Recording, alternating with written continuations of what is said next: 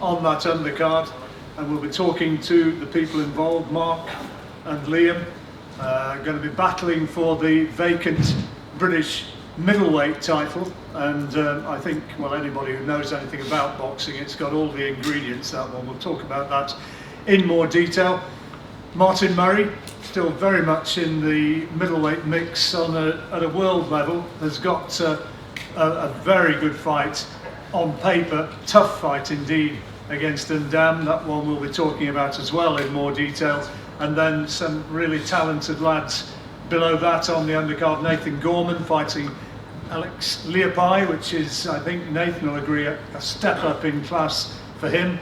Sam Maxwell as well, undefeated. Paddy Barnes on his comeback, his return, having challenged for a world title on the Windsor Park bill, and he'll be looking, I'm sure, to get back to winning ways. Lyndon Arthur, talented young lad who's got Anthony Yard very much in his radar, and hoping that he's going to get that fight somewhere down the road.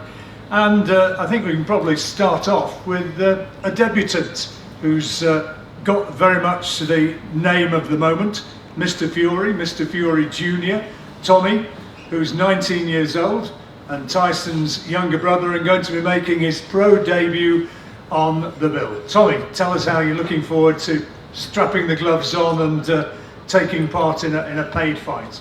Yeah, I can't wait, you know, it feels like it's a long time coming. I've been training all year round, hard for this, and all the years before that, and I'm just ready now to let my fist do the talking and show what I've really got. And I'm not just doing it because of my name. I want to show people what I've really got, and I'm a skilled boxer. You do come from very much a fighting family. Your dad John standing at the back listening in, I'm sure. Do you feel any sort of burden of expectation?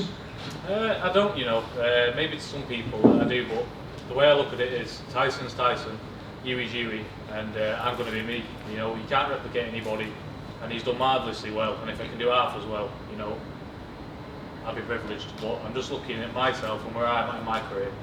I'm a realist, I'm not going to rush, I'm 19 years of age, so I've got no pressure on me. I'm just going to go in the ring and just do what I can to do my best, and that's all you can do. Have you sparred Huey and Tyson? Yeah, as a kid, you know, we've done plenty of body sparring, light sparring. It's been all good memories, and it's led me up to where I am today, because you know, I've learned so much off them, watching them do this sort of stuff, you know. And now that it's my time, I've been lurking in the background, and I'm ready to show everyone that it's my time, and I'm going to take it with both hands. 22nd is when you're going to be fighting. Are you going to find a way to get across to LA on December the 1st? No, I'm not. You know, I'll be cheering home from Mississippi at home, but I'm sure he'll get the job done. You know, Tyson's one of them people that he could go over by himself and get the job done. He doesn't need anyone there because his mental belief is that strong, and he doesn't need anyone there telling him, "Oh, come on, Tyson, you're going to win this." He knows it in his own mind. So I'll be jumping to the seams in the house. You know, when you get the job done, I've got no worries about that. And then it's my time on the 22nd. Tommy, we've all heard about the amazing sort of journey that Tyson's made from weighing something like, I don't know, 400 pounds, not much more than a year ago, to get himself back into shape and to be there fighting for a world heavyweight title. How inspirational is it to you to have seen your big brother actually come back from a pretty low place? You know what, it's a win in itself, to be honest. You know, it was 29 stone, rock bottom. You couldn't get any lower. So no matter, he's won already, because most people don't come through that sort of thing.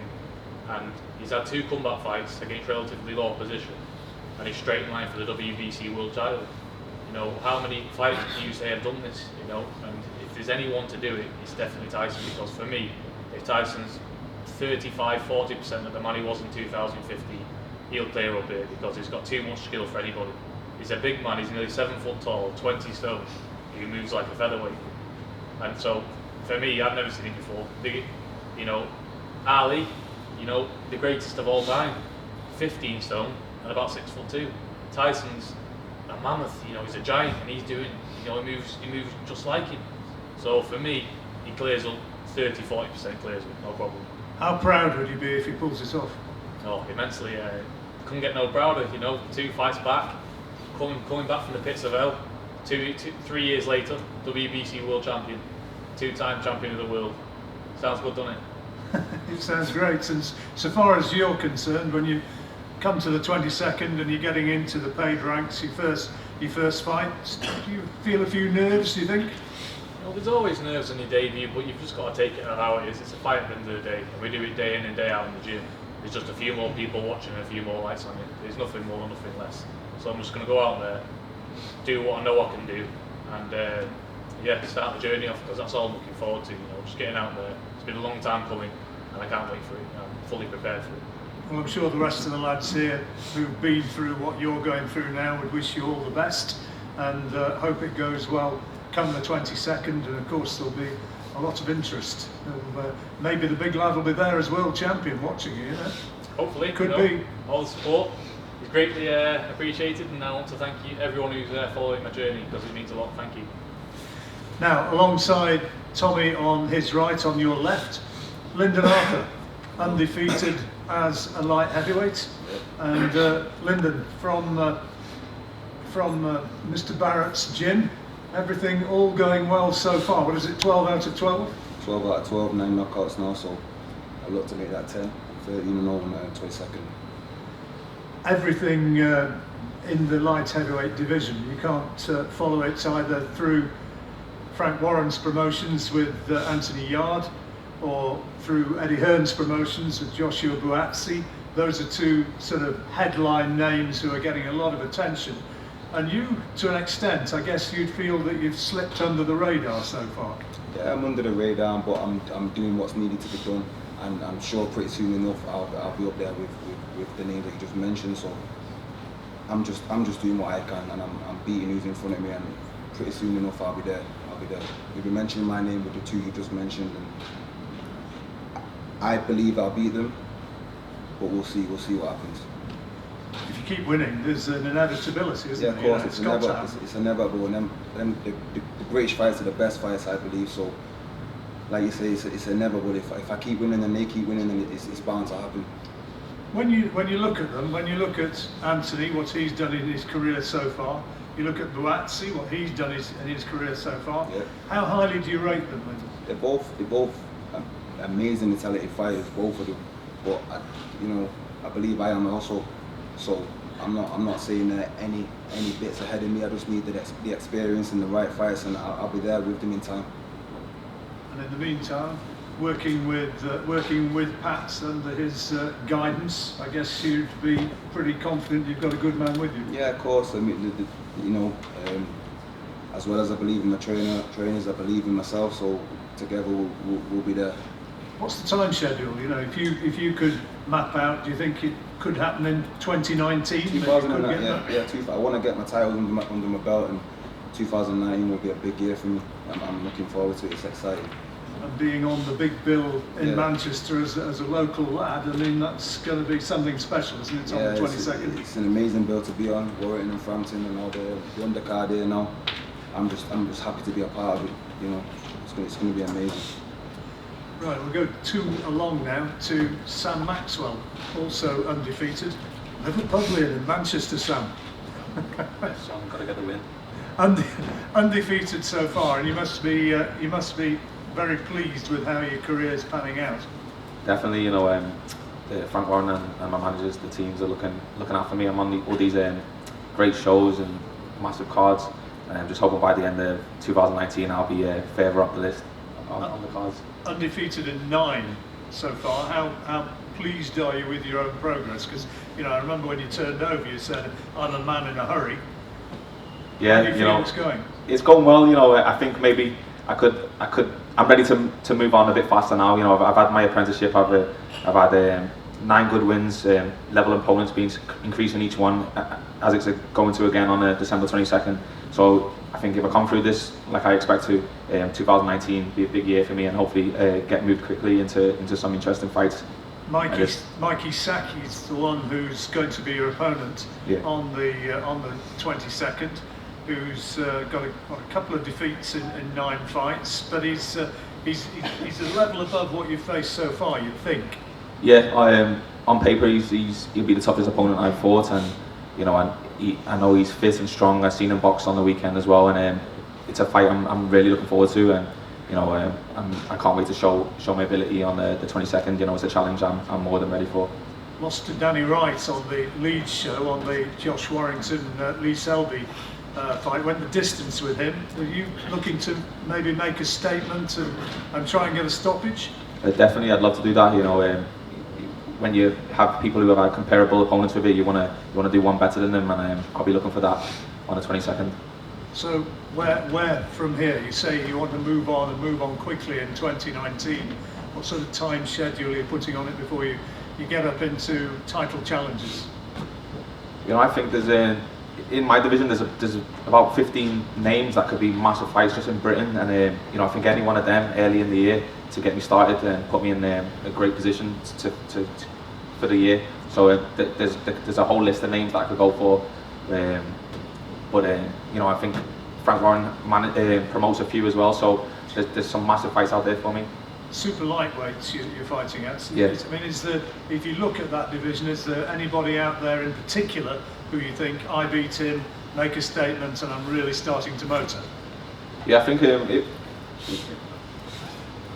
not Tyrone McKenna, no. I think O'Hara Davis is still a massive name, and I watched his fight against Jack Catterall, and I think, you know, I've got the talent and the ability to beat him. I know he's just got, you know, I've been told he's got amazing power. I've seen it in person, but you know, I'm just a better boxer, and it'll be a massive scout for me to have his name on my record. So that's a fight I'd really want to push for, and hopefully get within 2019. You have to persuade him to have another fight first. Yeah, I know. Yeah, he retired, but it was only for like a day or something, I think. It's mad. Who else then? I mean, you mentioned Jack Catterall there, obviously, but at the moment that's kind of a level higher, is it? Yeah, I think so. He's going on to bigger and better things at the moment. I think he's got a world title shots coming up or something like that. But there's big fights for me just in my city in Liverpool. There's a lad called Tom Fowle, and there's a new British champion, Robbie Davis, and I think there'll be massive fights and to be made for my city and for boxing in general. And you know, I'd love to push towards them as well. It's not going too badly in Liverpool at the moment with Callum Smith, obviously a high-profile fighter who's got himself a world title. Rocky Fielding as well. Yeah, massive boxing's flying in the city, and we've got some top prospects as well coming through it that'll hopefully be winning titles in the next year or two as well. So you know, I'm glad to be a part of that. Okay, well, we wish you well. Thanks, Sam Sean. Maxwell, who's going to be fighting on the 22nd, and alongside him, Paddy Barnes back in the ring. Having well, it was all going so well against Rosales in your last fight. You looked as though you were boxing beautifully, and then took one. Yeah, it was very early in the fight, the fourth round. But people keep saying to me that I was throwing too many punches and I was sitting at such a high pace early in the fight. But I thought it was a very, very slow pace. I've watched Rosales a lot of times, and he fights the same in the first to the last round. Doesn't change pace. And I felt that I could have went up a few gears, but obviously he cut me a cracking body shot, and I saw straight. I was never getting up. You're obviously massively disappointed. You know, it was on Carl's big Windsor Park occasion, and you'd have loved to have come out of there, I know, with a world title. How much did it hurt, Paddy, when it did go wrong?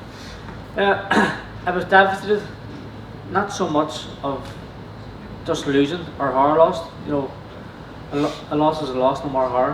Horror, you lose the fight, whether it be by KO or points. But I was more devastated because it was for the WBC title, the best title in boxing, and to let a chance to get slip away, it was heartbreaking. And I took a bit of time off, and now I'm back, hoping to push on for a big 2018. How long did it take before you sort of said, right, okay, let's go again? Probably about 3 weeks, just, you know, because relatively I'm only fresh from amateurs. You're probably losing every month. So for me to lose so early in my career, it's different from the likes of Ty Flanagan losing after 33 fights. You know, I'm only 5-1. I think a defeat for the Emmons would probably be more devastating than a defeat for me so early in my career to a world champion. Do you think with the benefit of hindsight that it was maybe just a little bit too soon? I don't believe so. Obviously, it was probably a bit of an experience, but you know, I still feel I would have beat him in points, but hit me a body shot, and the referee could have counted to 100. I still wasn't getting up, but I felt, you know, I was a better boxer than him.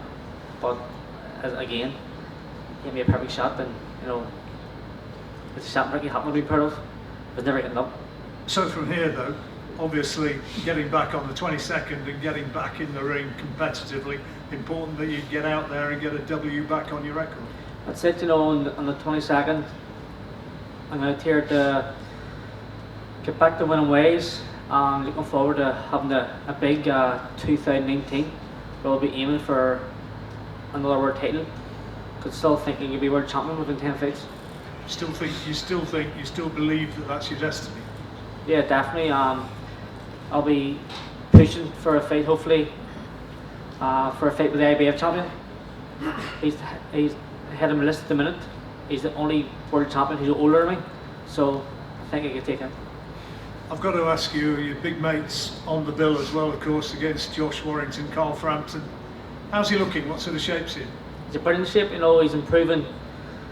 As soon as he changed trainers to Jimmy Muir, I've seen massive improvements in each fight. I think his fight against Donaire was the best I've ever seen him. And Josh Warrington is a great boxer. I'm actually a fan of Warrington himself, but I think Frampton is just, he's technically better and he's a better boxing brain, and I think it's going to show on the night. Great fight, isn't it? It's going to be a cracking fight, definitely. It's got all the makings. Thanks a lot, Paddy, No problem. and good luck. Hope hope it works out for you as you would wish.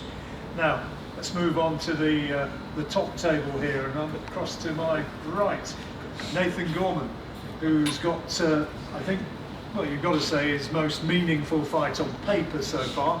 Alex Leapai, Australian, Samoan by birth. He fought Vladimir Klitschko, stopped in 5 rounds by Big Vlad a few years back, but he's been in again since then. He's fought Malik Scott, he's fought Manuel Shah, good level heavyweights. He's taken them the distance, and I think, Nathan, you'd probably agree, wouldn't you? This is the sort of test at this stage, at 22 years old, undefeated in 14 fights, sort of test that you'd want. Yeah, definitely. Alex Leapai, he's a very established man. He's been at world level, like you said. Granted, he lost at the top tier, but he's been there. Look at the man's resume. He's fought like Emmanuel Shah, went to points decision. Malik Scott, Vladimir Klitschko. When he boxed Klitschko, he was Klitschko in 2013. So he's a very experienced opponent. And I'd like to believe it's a big step up for me at the age of 22. But it's another destination for me to get over with on my way to my journey. Do you really need to feel that you are being tested to get you up to the level of training and the level of commitment that you would really want to show? Yeah, definitely. I need a challenge. These challenges, I need them because it gives me more energy in my training, my sparring and everything. And plus, I know for a certain fact I've got to be switched on, because if you switch on with a very experienced like Leapai, he's going to get you out of there. So I've got to be switched on, fully focused and do the job on him. You're the bigger guy, but you only need to look at his record to know that he can bang. What are we? 26 stoppage wins. Yeah, he's had more knockouts than I've had fights. Yeah. Yeah, the guy can hit. Yeah, he can definitely punch. Like I said before, if I switch off, it's lights out. But I won't be doing that. I'll be fully focused and I'll be ready come 22nd. If you come through as the winner, which obviously you'll hope, and I think most of the people here would hope, if you come through as a winner, it kind of gets you a level up in the negotiations and the career progression from there on, doesn't it? Yeah, definitely. If I do a good performance on the 22nd, people will take notice. If I can probably get him out there hopefully earlier than Klitschko did, they're going to sit back and take notice. This lad is only 22 years of age. He took this experienced fighter. He's only had 14 fights.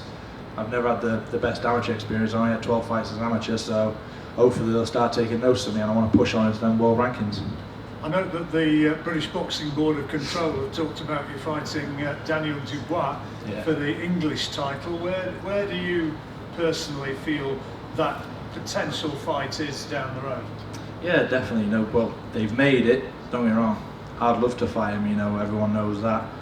The ball's in his court, really. Our team will accept it, but I just can't see it being made, you know, whether they pull him out. It is a bigger fight than, you know, a British title eliminator. Granted, it is a bigger fight because we're both good undefeated prospects, probably the two best prospects in Britain in heavyweight division. But like I said, time will tell. He might want it just as much as me now. And the British title, that's the board has also talked about putting Joyce in against Hughie Fury. Yeah, very good fight. That, you know, there's some good fights there. You know, them 4 fights all together. You know, the cracking fights. And where do you know, I mean, over the next couple of years, or the next 3 years maybe, there's an inevitability that you guys are going to come together. How soon do you think that could actually happen? To be honest, John, it could happen sooner than later. You know, if we keep on winning and the public want to see it. Like you said before, the board's already mandated me and Dubois, and it's meant to happen by the end of March. So we don't know. It could happen sooner than later. I doubt it, but hopefully it happens sooner than later. To be fair. Just on a slightly different tack, you probably get fed up, Nathan, of people saying to you outside the ring. Yeah. If I met Nathan Gorman, you'd never believe he was a fighter. You've got this sort of nice guy persona. Do you get that a lot? Yeah, I know, really. You know, it's nice to be nice, but when you get into the ring, you know, you gotta do the business, haven't you? The guy who trains you used to be a bit like that. Yep, definitely. Yeah, you're a nice guy, Ricky. Most of the time. Well, good luck anyway. We hope that you move on, and Alex Leopai is going to be a test, and you know, you move on and move another level up, Nathan. The table, Martin Murray is going to be fighting for the WBC silver middleweight title against Hassan Ndam Njikam, who's a French fighter. I can say that. Only 3 defeats on his record, and this for you is a tough fight, isn't it? Yeah, it's a good fight. I mean, I've had a frustrating year with the pull-outs. You know, I've only fought once this year, but I've been training for the majority of it. So I knew I was fighting. I thought it was the 8th of December, then it's the 22nd, and it's been a few weeks now for sorting opponents out. So I didn't think I'd get one as good as this. So really happy and pleased that it's been such a big fight. Well, he's fought people who, I mean, people here probably know, but he's fought at the world level for a while, hasn't he? And he's had that win a few years back, when it was 2011. He beat Kurtzadis, the tough Georgian who KO'd Tommy Langford. I mean, this guy can obviously go a bit. He's a good fighter. Yeah, he's a good fighter. He's you know, he's a veteran. He's been about, you know, pretty much like myself. I think we turned pro around about the same year, and I remember when I was with at promoting with Ricky a couple of years ago, we was looking at that fight then. I think he was the interim champion, so I have kind of always had my eye on him a little bit.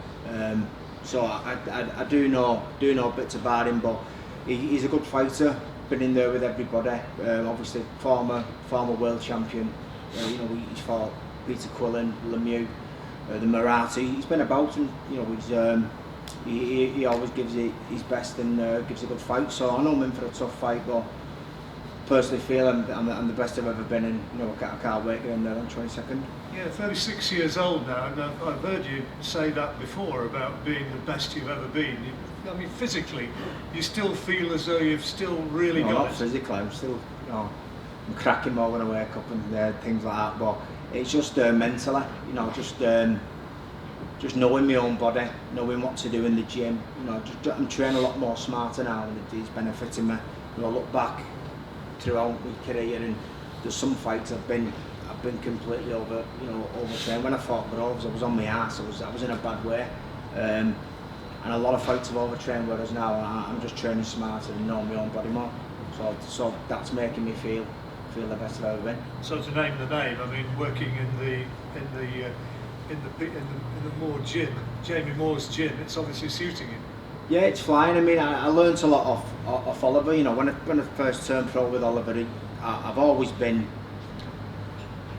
See, what I've lacked in talent, I've made up for in hard work. I've always been a grafter, and I've always grafted, and when I've gone in the gym, I've always just trained bollocks off, and I've done it for years.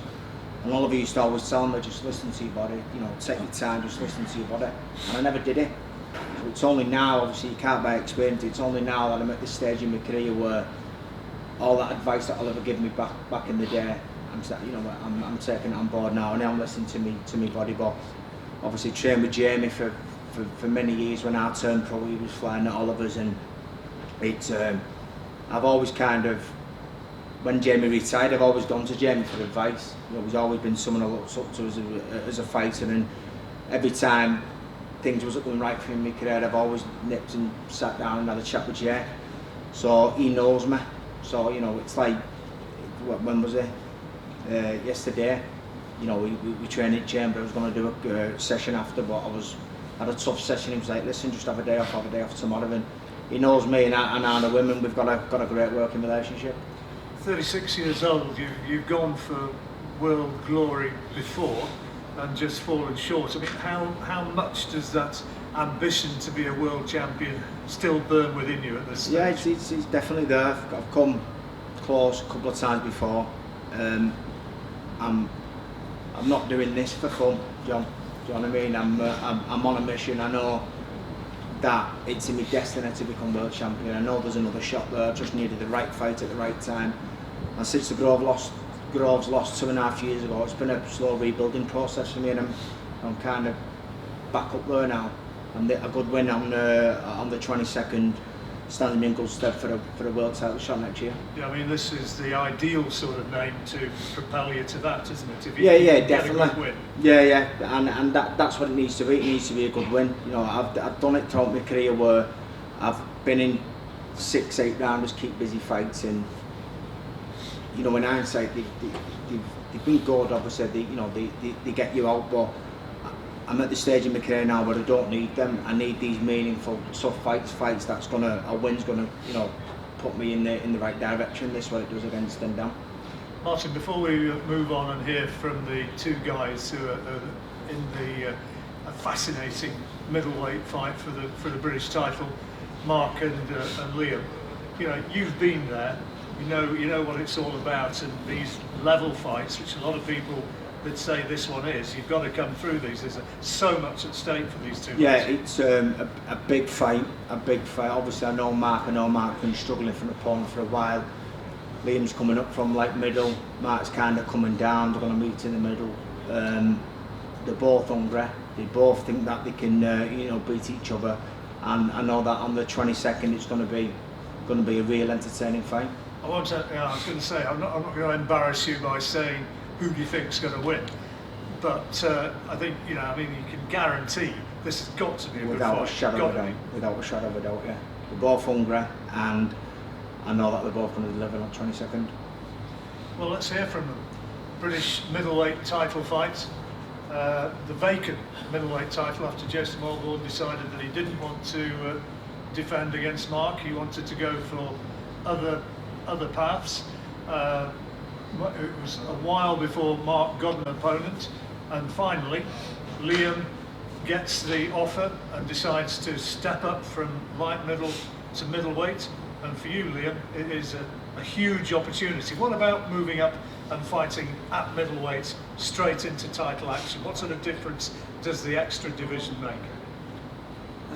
It's a very good fight for me. I think this has come at the right time, because anybody who knows me knows I cut a hell of a lot of weight to make 154 pounds anyway, so to be honest, this has done me a favour, and I'm feeling super strong, and I don't feel like there's many stronger even middleweights out there than myself anyway, so this step up in weight's done me a favour, to be honest. When the offer came, how long did it take you to say, yeah, I'm going to go for that?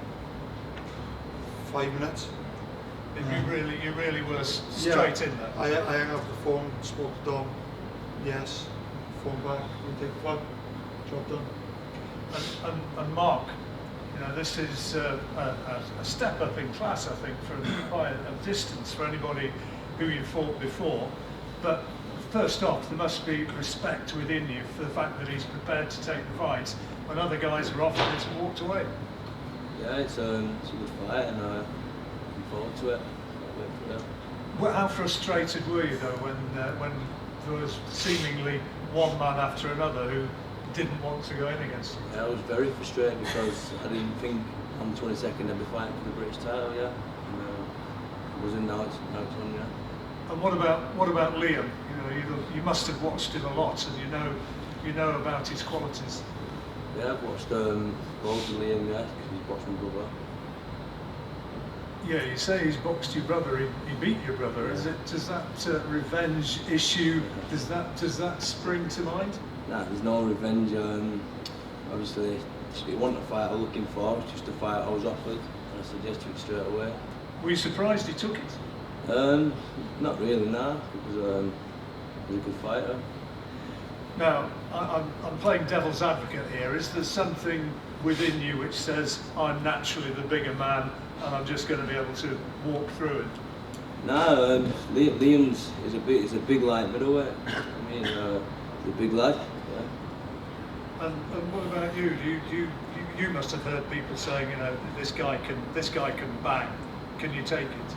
Yeah, I've heard a lot about it. You know, I've heard stories that it's got, you know, ridiculous power, but against people who stand in it to feel that power, you know, you're going to be hitting them and you're going to be knocking them over. But when you say about him being the naturally bigger man, is he really the naturally bigger man? I don't know, because, you know, in between fights I'm probably bigger than him.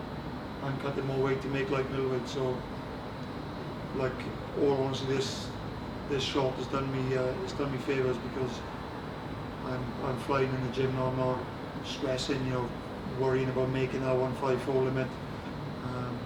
You know, I would have been able to make it anyway, but this, you know, it's just giving me that bit more of an allowance, not to eat shit or cheat in my diet, but to become stronger and, you know, fill out it that way. How much did those setbacks against Liam Smith hurt? They really hurt me actually, but, you know, if anything, it's done me good, because it's made me realise that, you know, I'm not a loser. I don't like losing, and this give me more fire in my belly to come back, train harder, and just be more on the ball, because then that last fight with Smith, I weren't on the ball, I weren't motivated. I still took him 12 rounds and gave him a very hard fight. It could have gone either way, I believe. Majority decision, isn't it? Yeah, so you know, if I'm making performances like that, unmotivated, struggling for weight because I'm not dieting properly, because I'm unmotivated, what am I going to be like? What am I going to be like, you know, in 4 weeks' time? How much have you enjoyed the Sheffield experience, being in the gym with the famous Winkerbank gym with Dominic? I'm loving it. It's like it's one big family up there. Everybody in the gym is all very close, and, you know, always doing things together, do anything for each other. I live in Sheffield Monday to Friday, but I go up on a Sunday majority of the time, stay 5 days, come home on a Friday afternoon to obviously see my little girl and stuff, but you know, half the time I don't even like leaving Sheffield. I'm that comfortable there. I'm loving it, you know. It's a good so city. it's Good city. yes, it's very good, and the extra motivation that's given me is unbelievable. Honestly, I feel untouchable right now. It's a great fight, as I say, Mark. He's talking about his preparations all going well. How are you feeling at this stage with, what, 4 weeks or so to go? Yeah, preparation going very good. I'm getting some really good sparring with Liam Smith. Yeah, I'm doing good as well, you know. Has Liam told you plenty about what to expect? Yeah, he's told me a lot about Liam, yeah. Bit of inside knowledge. Yeah. And how have you been handling Liam? Yeah, I've been getting really good rounds in with Liam, and I'm enjoying it, yeah. So if you take this British title, if you were to win, where do you believe that puts you in the, you know, in your career progression? Because presumably there's something within you which burns to get the chance for a world title shot. Yeah, definitely. The win over Liam catapulted me onto massive things, but British title, it's a title I want to win outright. I'd like to win the belt outright and then win, yeah. You'd like to win it outright, so you'd like to not only beat it, but make the defences to keep that belt. Most definitely, yeah. And how tough do you think it's going to be? What sort of a fight can we anticipate? It's going to be a very tough fight. I'm just a fight that I'm more than ready for, and I'm looking forward to it. I'm in training for a good solid 12 rounds. Do you think that's almost inevitable, that it's going to go long? I don't know, I'm just making sure that I'm not cutting no corners, and I'm ready for a good 12 rounds. And what do you reckon, Liam? Going to be a tough one. We've said. Do you think it's going to go long? Are we going to see something which is going to really live in the memory? Maybe even be one of the fights of the year. I don't really think it's going to go the distance, really, to be honest. It's going to be, I think it's going to be explosive.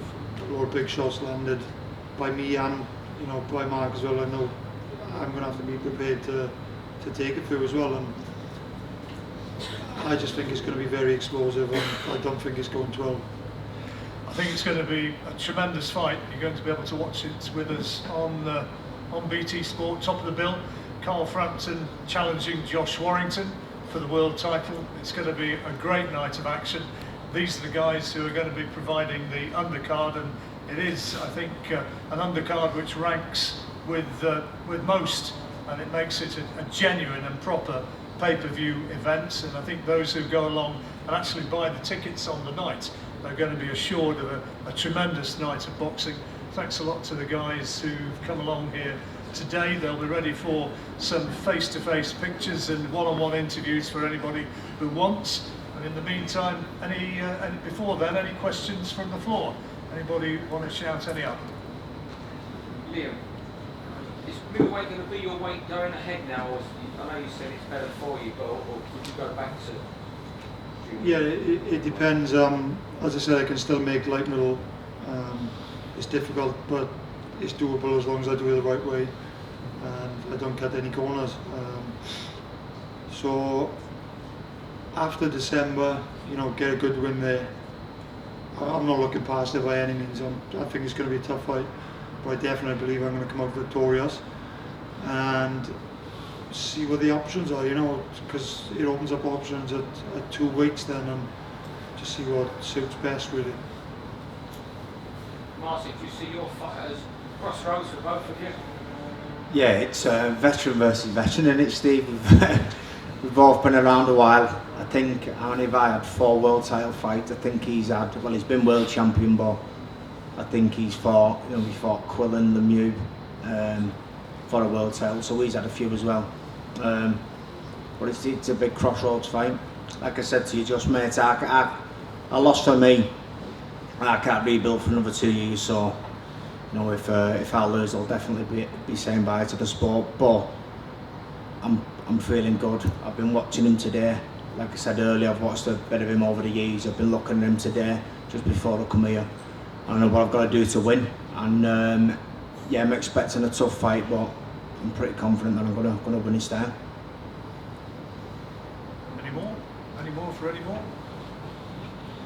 Right, okay, well, thank you very much for coming along today, and thanks to the lads as well, and they're all yours for interviews and pictures from here on in.